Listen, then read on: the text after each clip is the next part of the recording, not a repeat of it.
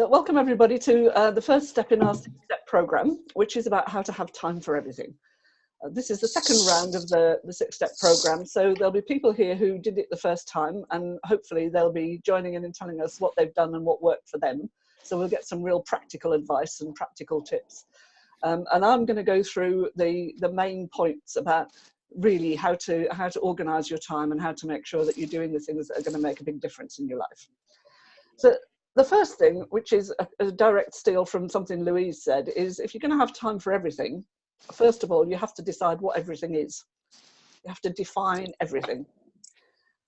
So you're going to need something like a planner, and we're going to look at the big picture first, so something like a 3-year plan, and then bring it right back down to really detailed daily planning. So in your 3-year plan, have a think about what it is that you'd really like to achieve. When will that be? 2022? End of 2020? Oh my God, end of 2022. What are the things that will make your heart sing, that will really make a difference to your life? What do you want to achieve by the end of 2022? So they're the things that you want to list. I'm not asking you to share those now or to even think about them now, but at some point, take some time out and have a think about that. And then from there, that's where you want to get to. So from there, think about where you are now and how you're going to get to where you want to be. So that's the plan you're going to make. So bring that down to, by the end of 2021, what do you want to achieve? And by the end of 2020. So let's look in detail, first of all, at all of those things that you might have in that plan. So first of all, there's the big life stuff. You know, if you want to have had a trip around the world, or gone to a specific concert, or read specific books, or written a song, or something like that, then that needs to go in your big plan. So they're the big milestones, the things that are going to make a big difference to your life. In business terms, what you want in there is how much money you're going to make. So that will be how much turnover your business has and what profit you're going to make on that. And if you like, how much money you're going to take out of your business for yourself, depending on how you pay yourself. And you want that for all 3 years. Yes? Sorry. I love the way we're pretending it's not happening. We're all pretending. I was trying to pretend he wasn't barking. Yeah. Carry on. That was great. Good. Who's that? Dogs, I don't know whether dogs or cats or children are the worst. Yeah. We have had all on these calls. Oh, gosh. Sorry. Okay. Right. So everybody okay with that? The big picture planning, bringing it right back down to the nitty-gritty. So then what you want to be looking at is, for the coming year, is a 3-year rolling, a 3-week month. Thank you, 3 months rolling program. So for now, you can either start planning December, January, February, or start with 2020 and do the first 3 months. And then just keep that moving on. So you've always got a detailed plan for the next 3 months. You know what's coming up. So in there, you'll have things that you can't move, you know, things like your boiler being serviced, or your car being serviced, or your dentist appointment, your doctor's appointments, all of that kind of stuff. And then you fit other things around that. Let's just say hello to Dennis in a minute, and then we can carry on. Good morning, Dennis. Just to let you know that we're on record at the moment. Yeah, that's fine. You're Okay. live on Channel 4. Please do not swear. Yes, all of that. I'll introduce you to some of these folks later on when we're not recording. So we're just looking at how you get going with how to have time for everything. Which the first step is to define everything, and that's the process that we're going through at the moment. So when you're into your very detailed 3-month plan, you'll have all of those things in there. The things that are going to lead to your really big life goals as well as your business goals. Everybody okay with that? Any questions so far? No. Anybody already done some of this and wants to tell us how it's working?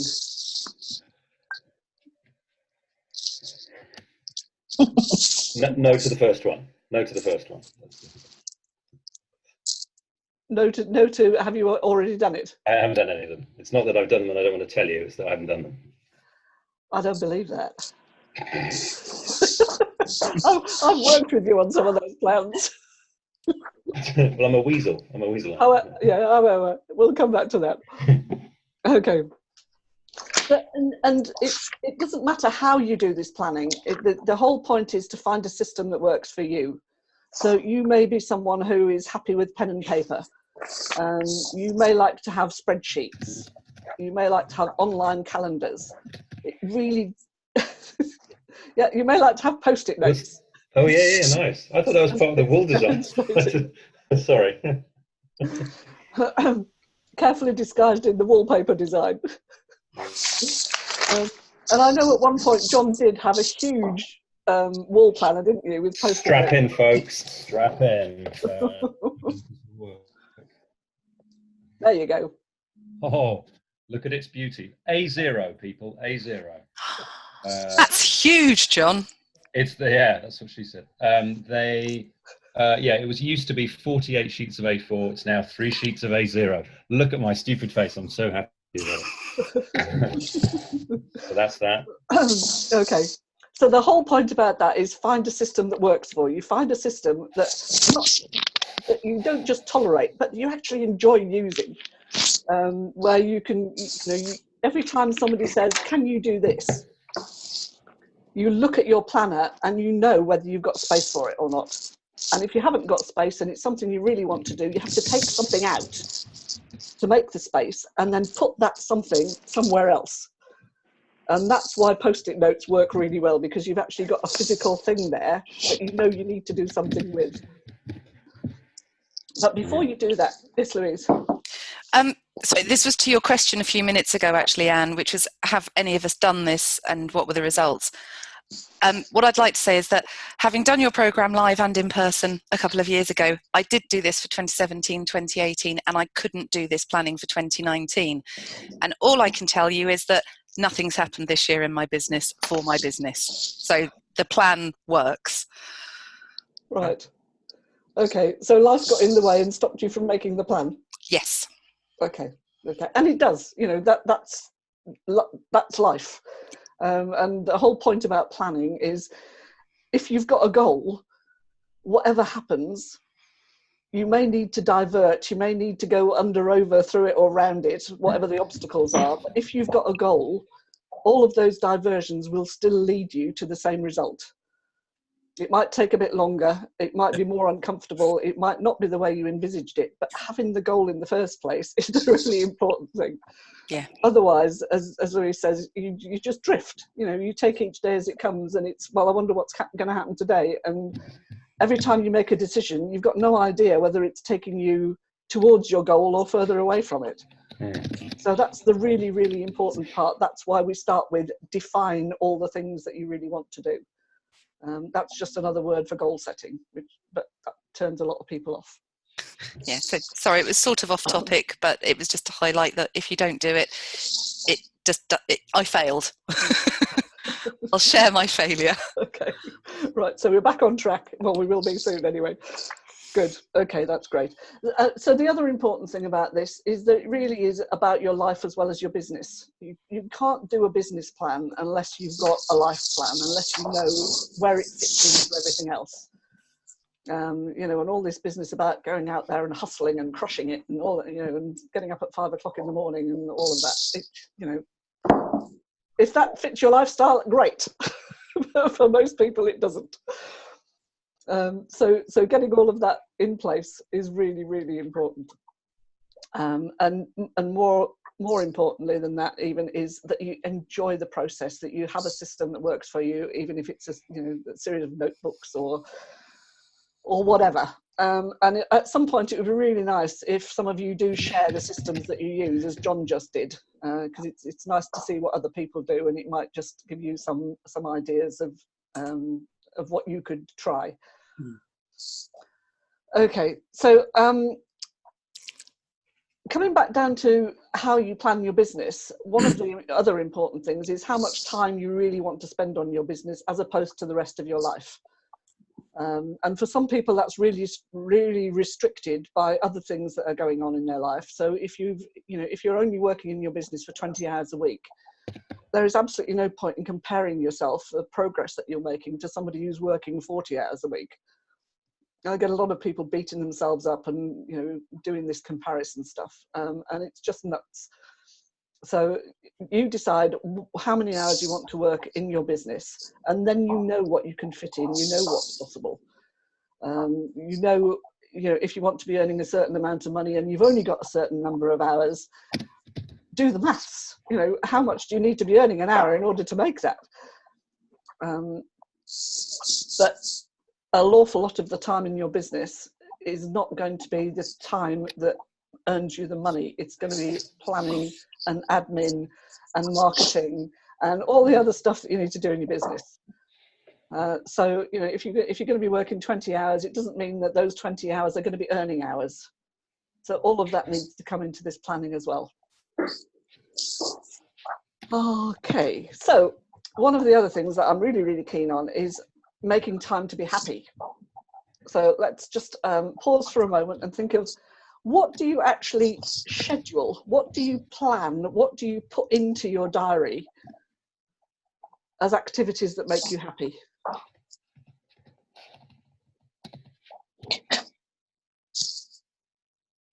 John?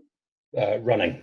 Running? Okay. So I try and crowbar that in when I can. And actually that's not, that is happy, but it's also making sure that I'm fit enough to do all this stuff. I see investments. Yeah. So any kind of self-care. Yeah, but I think it works in both respects. Yeah, really important. David?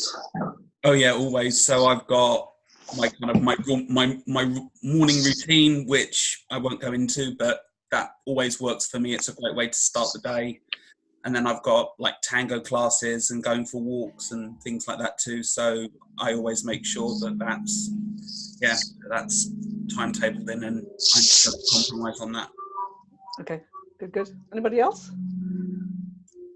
I think I need to do some planning. I don't do anything for me, really. I need stuff. I need a hobby. Honestly. Okay, you're not alone in that. Okay. there are a lot of people that I talk to say, I actually need a life. And I think it's a sort of side effect of starting a business, because it can be all consuming. I think that's what I've been doing, just going out and working throughout the day and then doing more client work in the evenings, just 2 years into it. And I know now, after us meeting at the social media day, I realised that actually I need to make sure that I have my own life as well, and trying to change things around. So okay. So this is not just about self-care. As John said, it's important that you stay healthy and happy and all the rest of it, for your own mental and physical well-being. But happiness actually has a commercial advantage. If you are considering working with someone and you have a meeting and they're as miserable as sin and they're complaining about everything and they're and isn't life tough and isn't life hard, you don't want to work with them. On the other hand, if you meet somebody and they lift you up, they're full of life and energy and they are happy in themselves and they're interesting, you can talk about stuff like music or sport or whatever it is, then you're much more likely to want to work with that person. And the other really weird thing is that the more things you're interested in, the more connections you are likely to have with other people, because people will work with you if you have something in common. That's the first step in trusting someone, is finding out what you have in common. And that can be as daft as having the same breed of dog, or even having a dog. It can be following the same football team, liking the same kind of music, being into computer games. It doesn't matter what it is. If you find that connection with someone, you're more likely to do business with them. So having a life is not just good for you, it's actually good for your business as well. Stepping outside of that very narrow business focused world. Okay. Right, so is there anything in particular that people really struggle with when it comes to finding time for things? David? Yeah, the thing that I find is, like, I've got my little calendar and I write everything in my calendar. And then sometimes whole days can go by or whole weeks can go by and I don't even look at it. So I need to get something in place, I guess, where I make sure that I remember to keep looking at it so that I keep up with stuff. That's the reason why things drop off for me. Oh, yeah. Can I, I'm going to show you another thing on my wall. Sorry. Yeah, I know. So whilst I've got that chart, I've also got, this is the whiteboard with the days of the week and hours. And I've got to say that's really important because what I do is I use like the HubSpot tasks thing, and that's all very well. And I go, oh yeah, I'll do these 8 tasks on this day. Right. But then of course I slot them in and I go, yeah, it doesn't fit. You know, then I can see like, yeah, I can do those 2 things because I haven't allowed the time to eat or, you know, do the run or whatever. And so it's that sort of realistic, we go, actually, yeah, I can only fit those things in. And then I change the task list in the HubSpot app to, you know, fit that. And then, so actually a lot of what I'm doing now is sorting those to particular days in that app and then slotting them in here. So I think that's a good thing. And then it's in front of you as well. So okay, I recommend that. But that's what works for me. Great. Okay, that's really useful, John. Thanks. So the other part of that is to start analysing how long it actually takes you to do things. So how are you really spending your time? And this is all part of that process. Once you've got time slots for things and someone says, as John just mentioned, can you do this? You think, oh yeah, I can fit that in. You know, I can do that in an hour. Once you start looking at how long it actually takes you, it's more often than not a lot longer than you think it's going to. So analysing that and then getting a recognition of how long it really takes to do certain things is hugely important. And that then can come back and influence all sorts of things in your business, like your pricing. You know, how long are you spending on things? And how much does that actually come down to per hour? And once you start analysing that, sometimes it can be a pitiful amount of money. So it can really help to get a grip of that and to make things much more profitable in your business by knowing exactly how much time you spend on things. Yeah, sorry. That's okay. So just to share with my experience on this is that in my money coaching, I have a fixed rate for 4 sessions. But what I'm conscious of is that I haven't really priced in the preparation work that I do for each client, so that if I'm working on an hourly rate of £75 an hour, that's what the course costs. But I have to spend half an hour or so for each client beforehand, and then afterwards maybe send them a reminder on homework and stuff to do. So in the back of my head, I know what my hourly rate is actually probably closer to £50 an hour rather than the headline rate of £100 an hour. So yeah. That works for me at the moment because I only have 5 clients running concurrently, but I suspect that when that dials up and my diary becomes a lot busier, I'm going to have to really start nailing this down. Yeah. And that also comes down to making decisions about how you work. And a lot of people who are working per hour, in other words, really swapping your time for money, that influences the way they run their business, because then they realise that they've totally limited how much they can earn. depending on how many hours in the week they can spend on their business. So finding something that is not exactly a passive income, but something that is more of a group work, or something that you do the work once and sell it lots of times is the other phrase. Having something like that in your business, as well as the work that you do on a face-to-face basis, can really make a difference. And I know Rachel's been working on packages and all kinds of things as a way to get away from that hourly rate. Do you want to say any more about that, Rachel?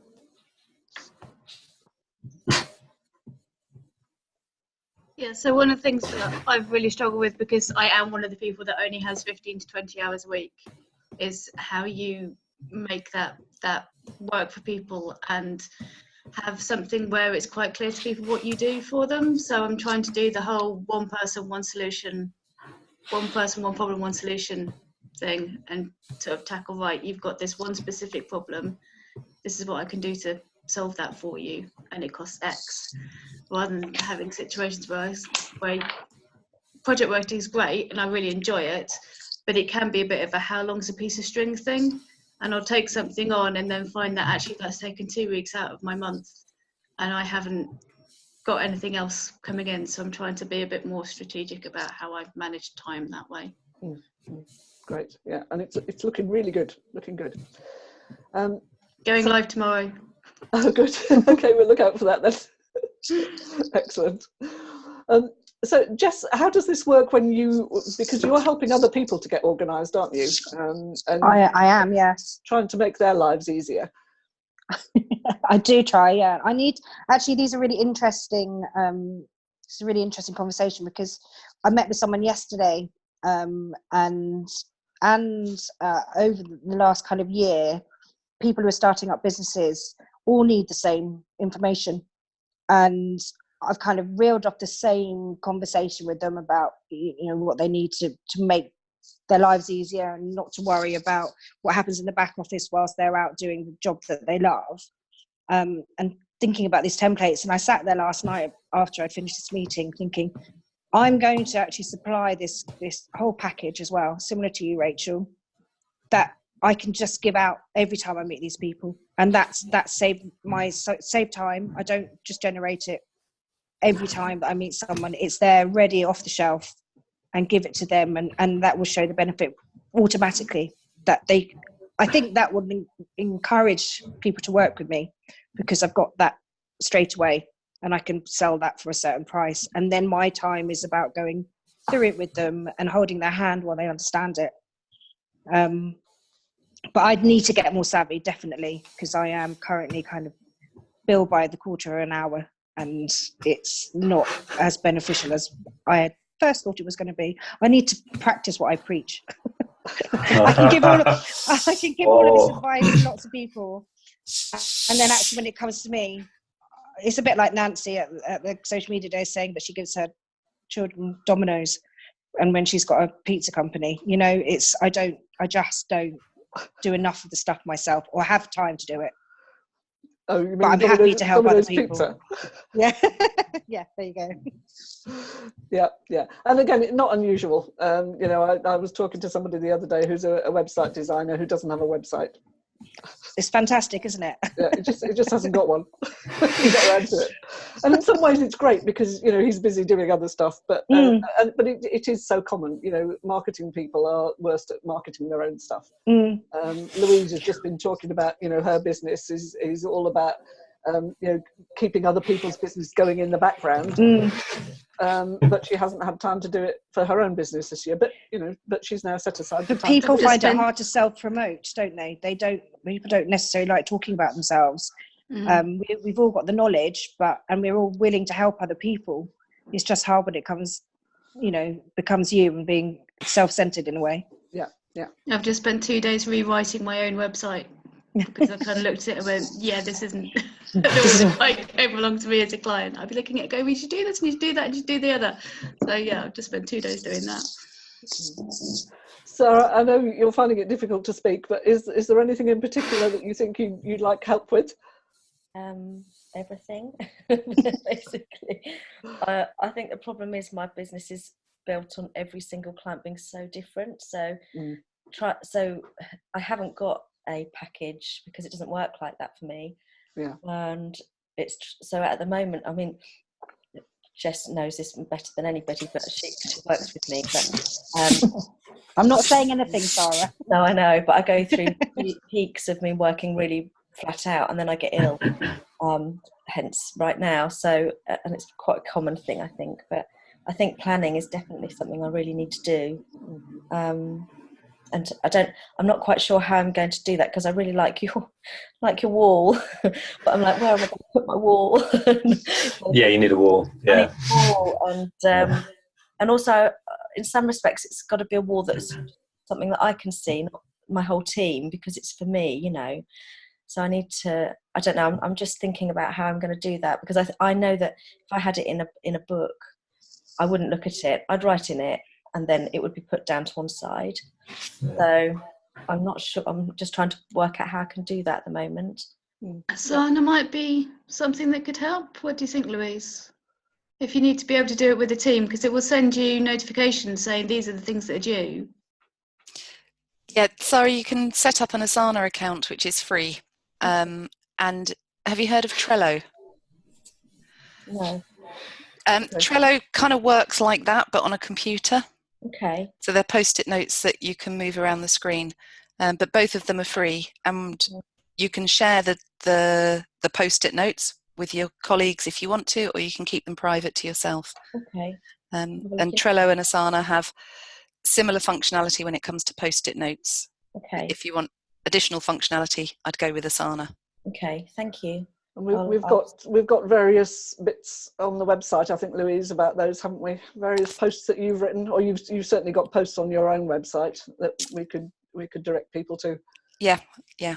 Oh, and Trello phone app also. Yep, Trello works on the phone, as does Asana. And you could set them as your home screen, so it's like having a wall. When you log onto your computer, that's what you see. Okay. That's terrifying. Yeah, it is. Yeah, I don't like that. It's the same as your wall, though. It's just, you know. Oh no. Yeah. When you log on. I'll definitely try that. Thank you. Okay, so the planning is really important, having the plan there. So what is it that stops you from carrying out your plan, other than David just not looking at it? What is it that mostly gets in the way of you carrying out a plan once you've got it? It's probably those annoying. I was going to say those annoying clients popping up and wanting work. Which, so when I've got that, so the classic thing with my little, hourly, daily thing is that's all set up, and then something more important comes in, which is someone says, can we have some work, please? So that all gets knocked to one side. So what the point there is that you have to be ready for that plan to get thrown out the window. So that day just gets obliterated if it's being replaced with good stuff. With fee earning stuff. With fee earning stuff, you go, fine, I didn't do any of my stuff. No, but I set up this amount of work which has, that's greater value or greater value than what I was going to do that day. But I had a very similar thing to you, Jess, where I was writing the same email. People go, oh, how does it work? How does it work? And I go, oh, well, I do this. And then, the next one will come in. I go, oh, I wrote a really good email about that. And what an idiot, why not have a template and do that? And I think now I'm going to do a document that just says, look, this is everything that we can do. Here's the typical thing, because people know, what do you usually do? Just send it out, and then it's nice and professional, but it's got everything, and it took you 5 seconds to find it, rather than an hour ago. And then you send it out. I can see Louise almost gritting her teeth. All right, what is it? Come in. Jump in, Louise. What is it? We had a discussion a little while ago. Helen put, I think, in the Slack group, saying that she'd had a discussion with Louise about a year ago about using Gmail or the G Suite in order to create canned responses in email. Oh, right. And also to organise your emails so that you're not constantly looking through different folders to find stuff. And after a year of not doing anything with it, Helen did it, and it's like she's got a whole new life. she's deleted hundreds, if not thousands, of emails, and now has canned responses, as you were talking about. Saying when a client contacts you, this is what you send out. So it is still in an email, but it's all there. Yeah. yeah, there's lots and lots of things that we've got, lots of resources we can point you at if that's the kind of thing that you really want to do. But probably talk to Louise in the first place. If you haven't, you probably have already, but anyway, whatever. Okay, so so clients coming in asking for work, what else stops you from carrying out your plan? What gets in the way?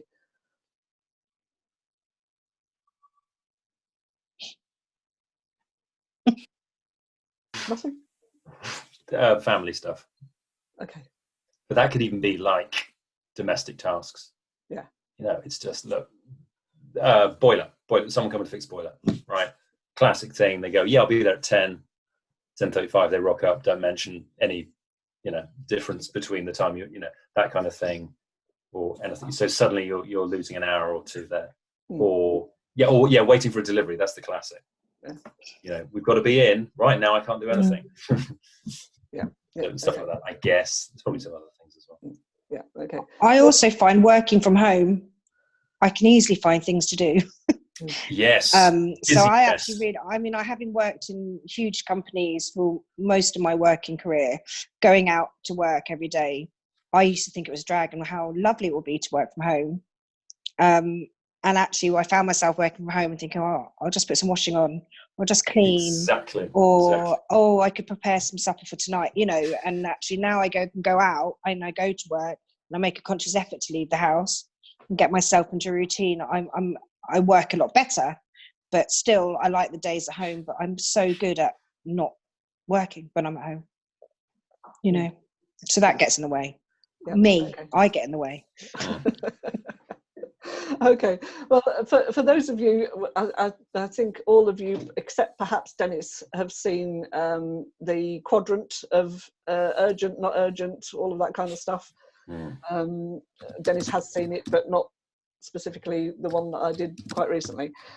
So the point about that is again looking at where you're actually spending your time. If it's always on urgent stuff, and the urgent stuff is always important, then you need some kind of intervention, because you can't spend your life continually reacting to urgent and important. Otherwise, the stuff that is important but not urgent will never get done. And that's often the stuff that really makes life worthwhile. So it's coming back to figuring out exactly how you're spending your time, and think like having a strategy for dealing with interruptions. You know, if it's your kids, then sometimes it can't be dealt with. You know, it has to just be as it is, and then you have to do something else and find some extra time somewhere, or you know, or a sick relative, or you know, a dog that needs to go to the vet, or a car that needs to go in and have, you know, a flat tire mended, or a new battery or something. There's always going to be something, is what I'm saying. So the idea of that is not to have your schedule so tight that there is no wriggle room, because things will happen. You know, that is life. So when you're making your plan, it's always a good idea to have some buffer time in between tasks, because things will overrun. You will get interrupted. You know, the doorbell will ring, the phone will ring, whatever. So try and always build some wriggle room or a buffer in between those tasks, just to give yourself some breathing space. What? Did I say something that caused that? No, literally, apparently I can't breathe. I just but and to your point about doing the back-to-back meetings, there's research that suggests most people will down tools 15 minutes before anything that's scheduled, even when you're told that you have no preparation to do. All you've got to do is let somebody in the front door. You will still down tools mentally 15 minutes early, so you're losing 15 minutes of every hour in advance of a meeting or a scheduled event. Which is why ganging things up back to back can actually work better for you. Right. Okay. Has anyone come across the research that talks about linking different tasks with different times of day? So for most people, you're most creative in the morning, and then in the afternoon you're better off doing emails or spreadsheet tasks, and so I found it useful to, if I want to write something, I try and schedule that from 9 till 12, and then put other tasks at different times. You see, I would do the opposite to that, because I think, well, I need to get that important stuff out of the way, and then I can have fun in the afternoon doing creative stuff with a coffee. Sure, yeah, whatever works for you brain-wise is just a but I'm certainly more switched on in the morning, so yeah, okay. And some people, and then you have different creative phases. Some people are creative between 6 p.m. and 10 p.m. It's just a way of looking at how you structure the things you have to do to be a little bit more aligned with how your brain works. Yeah, and there's the circadian rhythm as well of the 90-minute. You know, you have an energy boost, and then it drops, and then it comes up again. So, but the whole point of all of this is that you need to be in charge of you, figuring out what works for you, what doesn't. It's not really. We can help you with processes, and as Louise has said, you know, she's got a 25-minute video that will help with hard landscaping your diary and all of that. Can everybody see the chat box from Louise? Yeah, I've already opened up the video with the links in. I'm already there, and there's a great bit of graphics there. Okay. Great photo. Great photo. If you can't see that, don't worry. We'll put it in the Slack group afterwards, and make sure that everybody does it. But yeah, so we can help you with processes and things like that once you've decided what it is you want to do or what you need to do. But the whole point of all of this is that only you can decide what works for you. And as Dennis said, it's figuring out, you know, what is your most productive time. And in some cases, again, that's restricted by other life events that are going on around you. You can't always just decide that, you know, I'm going to write from 10 till 12 or whatever it is. You know, if there is something else that you can't shift that's in the diary from 10 to 12. David. And part of that, what works for me thing for any individual is also something that we hardly ever do, which is actually rest. You know, taking time, going for a walk, reading a book, having a proper lunchtime break, all of that sort of stuff.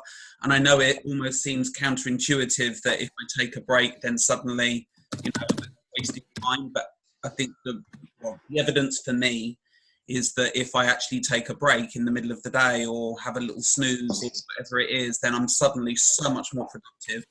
And I think, Anne, you liked a tweet that I put on the other day about a friend of mine said to me, you know, I'm just so tired. And I said, well, have a nap then. And he had a nap for an hour, and then suddenly he was just really productive the rest of the day. And that's the benefit of it. Yeah, yeah. If you think of the word recreation, break it up into re-creation, that's actually what you're doing. Well, that's a blog. You're welcome. But that's what we're doing. You know, we're giving ourselves time to be creative again. And often that downtime when you're doing something else, you know, when you're going for a swim or a walk or you know, whatever it is, that's when you have the great ideas. You know, your brain's switched off. It's got time. There's space for things to come in that normally would be blocked by all the busy talk. I've got to do this and I've got to do that. And another thing that Louise talks about a lot is once you get stuff down on paper, once it's in a plan, once it's in a process, it stops that busy talk. It stops you constantly having to try and remember things. And you know, and you're in the middle of something else, and you think, I mustn't forget to do this, and that really, you know, interrupts your train of thought and all the rest of it. Whereas if that's already parked, and you know that it will pop up as a reminder somewhere, it makes you much more relaxed about the stuff that you're doing and much more productive. So that we had on this, I think Louise said that the last time she did that, she had 87 things on her to-do list, and I've told so many people that, and they're like, oh God, thank God for that. Like a permission that actually have dead loads of stuff to do and just be able to put it down on paper. So thank you. That's a pleasure. Well, I think one of the challenges since you mentioned that is that it's very easy to get focused on tasks. So you have your 87 and then you try and drag them into, oh, I'm going to do that one on Monday at 10 o'clock and that one. And I'm going to check the bills, and then I'm going to, you know, go through all the price comparison sites because it's about time I checked how much I'm paying for everything. But some things are more than a single task, and they're always staying on the left hand side of the page. So review website, or write piece on XYZ, or whatever it is. Just sit and think for a bit, and so I end up getting very kind of focused. There's a whole kind of day-to-day stuff, and there's kind of prepare clients, send email, blah, blah, blah. But some of the bigger things that might involve actually 3 or 4 subtasks don't often get broken down into the subtasks, so they can end up being scheduled. So they just sit on the left-hand side of the page under the tasks list without actually ending up in the kind of to-do area of the diary. And Yeah. so, Yes, it's like, you know, if one of your tasks is buy a birthday present. That's not a task. Louise, what is it? Is it making a cup of tea that you talked about? Well, that's for processes, but for tasks, out of those 87 that David mentioned earlier, they're all the things that were on my mind. But to turn them into a task, I have to decide what the next step is for each of them. So Dennis, to your point about reviewing a website, to me, that's a project, it's not a task. And so the first step in reviewing your website would be to decide what you're reviewing. Is it copy or imagery? And start to decide what's the first step you need to take to move that project one step forward. And then you can start to create a list of everything that needs to happen to fulfill that project. And that's the difference, in my opinion, between tasks and projects, and why some tasks never get done, because they're not a task, they're a project. Yes, thank you. I'll give you an example of this. Summarised it really, really well. Thank you. Yeah. So this month I said that I would try to write an article a day and that I would publish it. Writing an article a day, I can do absolutely no problem.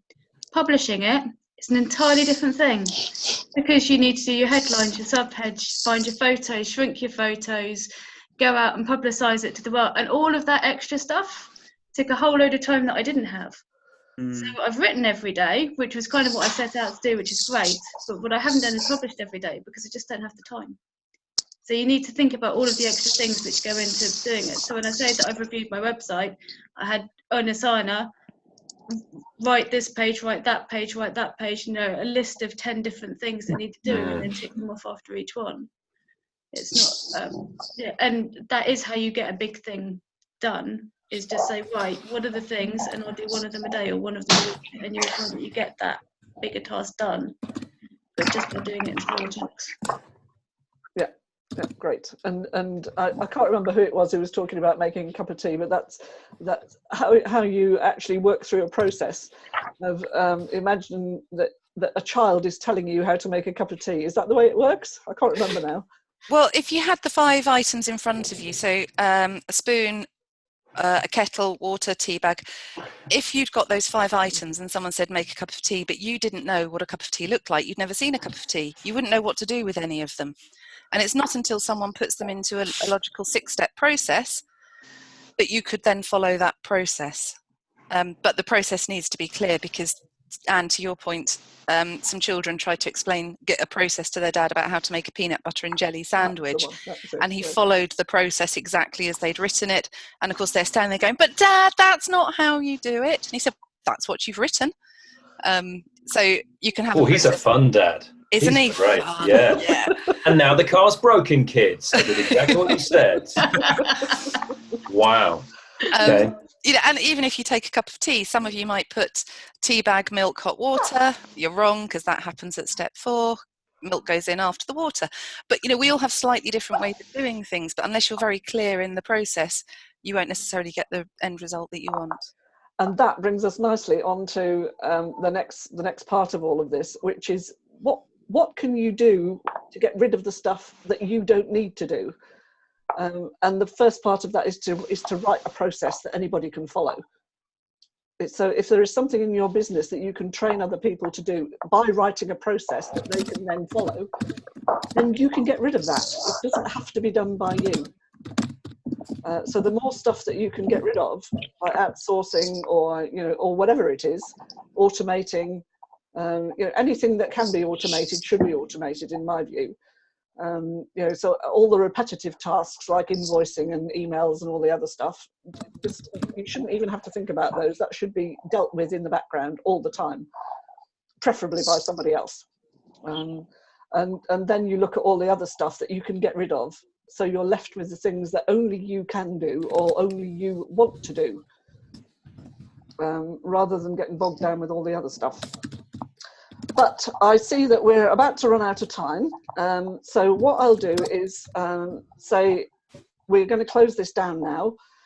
When the video is recorded and ready, I'll put it in our Slack group. We can carry on the discussion there. So if there's anything in particular that came up during this this recording that you want to get more details on, you can ask anybody on the call or anybody else in our Slack group. And you can just carry on with those conversations and get as much help as you need. So for now, I'm going to say thank you very much for joining us today. I'm going to end the recording and then we can carry on chatting if anybody's got any final questions. Thank you, Anne. Thank you. Cheers. Thanks, Anne.